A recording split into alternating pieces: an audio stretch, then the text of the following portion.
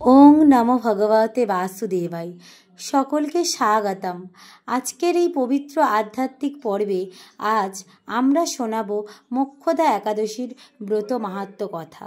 যে ব্রত পালনে নির্মল হয় মন, পবিত্র হয় আত্মা, আর ভগবান শ্রীহরির কৃপাবর্ষে অসীম। আসুন মনকে শান্ত করে পবিত্র একাদশীর এই মাহাত্ম্যের দিকে আমরা একসাথে যাত্রা করি। জয় শ্রীহরি। যুধিষ্ঠির বললেন, হে বিষ্ণু, আপনাকে আমি বন্দনা করি। আপনি ত্রিলোকের সুখদায়ক, বিশ্বেশ্বর, বিশ্বপালক ও পুরুষোত্তম। আমার একটি সংশয় আছে। অগ্রহায়ণ মাসের শুক্লা পক্ষের যে একাদশী, তার নাম কি? তার বিধিই বা কী? কোন দেবতা এই একাদশীতে পূজিত হন তা আমায় দয়া করে বলুন। শ্রীকৃষ্ণ বললেন, হে মহারাজ, আপনি উত্তম প্রশ্ন জিজ্ঞেস করেছেন, যার মাধ্যমে আপনার যশ চতুর্দিকে বিস্তৃত হবে। এখন এই একাদশীর ব্রত কথা আমি বর্ণনা করছি, যা শোনা মাত্রই বাজপেয় যজ্ঞের ফল লাভ হয়। অগ্রহায়ণ মাসের শুক্লা পক্ষের এই একাদশী মোক্ষদা নামে পরিচিত। সর্বপাপ নাশিনী ও ব্রত মধ্যে সর্বশ্রেষ্ঠা এই একাদশীর দেবতা হলেন শ্রী দামোদর। তুলসী মঞ্জরি, ধূপ, দীপ ইত্যাদি উপাচারে শাস্ত্রবিধি অনুসারে শ্রী দামোদরের পূজা করতে হবে। পূর্বে বর্ণিত বিধি অনুসারে দশমী ও একাদশী পালন করতে হবে। এই উপবাস দিনে স্তব, স্তুতি, নৃত্য, গীত আদি সহ রাত্রি জাগরণ করা কর্তব্য। শ্রীহরি বললেন, হে মহারাজ, প্রসঙ্গক্রমে একটি অলৌকিক কাহিনী আমি বর্ণনা করছি। মনোযোগ দিয়ে এই ইতিহাস শ্রবণ মাত্রই সর্বপাপ ক্ষয় হয়। যে পিতৃপুরুষেরা নিজ নিজ পাপে অধঃজনি প্রাপ্ত হয়েছে, সেই ব্রত পালনের পুণ্য ফল বিন্দুমাত্র তাদেরকে দান করলে তারা মুক্তি লাভের যোগ্য হন। কোনো এক সময় মনোরম চম্পকনগরের বৈখানস নামে এক রাজা ছিলেন। তিনি ছিলেন সমস্ত বৈষ্ণব সদ্গুণে বিভূষিত। প্রজাদের তিনি পুত্রের মতো পালন করতেন। তার রাজ্যে বহু বেদজ্ঞ ব্রাহ্মণ বাস করতেন। রাজ্যের সকলেই ছিল বেশ সমৃদ্ধশালী। একদিন রাজা স্বপ্নে দেখলেন যে তার পিতা নরকে পতিত হয়েছেন। তা দেখে তিনি অত্যন্ত বিস্মিত হলেন। পরদিন ব্রাহ্মণদের ডেকে বললেন, হে ব্রাহ্মণগণ, গত রাত্রিতে স্বপ্নে নারক যাতনায় পিতাকে কষ্ট পেতে দেখে আমার হৃদয় বিদীর্ণ হয়েছে। তিনি আমাকে লক্ষ্য করে বলতে লাগলেন, হে পুত্র, তুমি আমাকে উদ্ধার করো এই নরক সমুদ্র থেকে। তার সেই অবস্থা দেখে আমার অন্তরের সুখ আর নেই। আমার এই বিশাল রাজ্য, স্ত্রী, পুত্র কিছুতেই আমি শান্তি পাচ্ছি না। কি করি, কোথায় যাই, কিছুই বুঝে উঠতে পারছি না।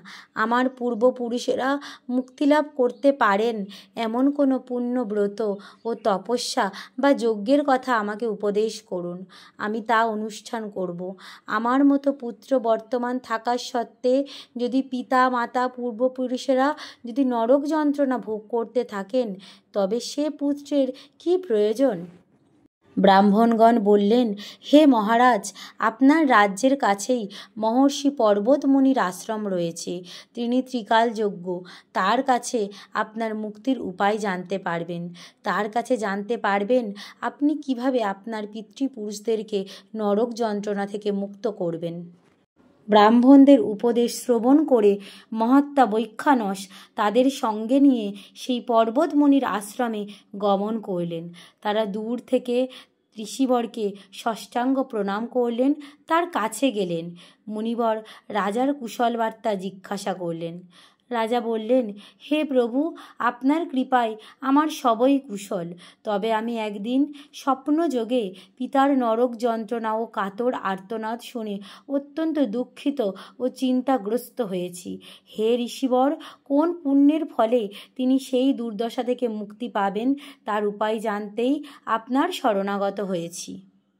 রাজার কথা শুনে পর্বতমুনি কিছুক্ষণ ধ্যানস্থ হয়ে বললেন, হে মহারাজ, পূর্বজন্মে তোমার পিতা অত্যন্ত কামাচারী হওয়ায় তার এরকম অধোগতি লাভ হয়েছে। এখনই এই পাপ থেকে মুক্তির উপায় বর্ণনা করছি, শোনো। অগ্রহায়ণ মাসের শুক্লা পক্ষের মোক্ষদা একাদশী ব্রত পালন করে সেই পুণ্য ফল পিতাকে প্রদান করো। সেই পুণ্যের প্রভাবে তোমার পিতার মুক্তি লাভ হবে। মুনির কথা শোনার পর রাজা নিজ গৃহে ফিরে এলেন। সেই পবিত্র তিথির আবির্ভাবে তিনি স্ত্রী পুত্রাদি সহ যথাবিধি মোক্ষদা একাদশী ব্রত পালন করলেন। ব্রতের পুণ্য ফল পিতার উদ্দেশ্যে প্রদান করলেন।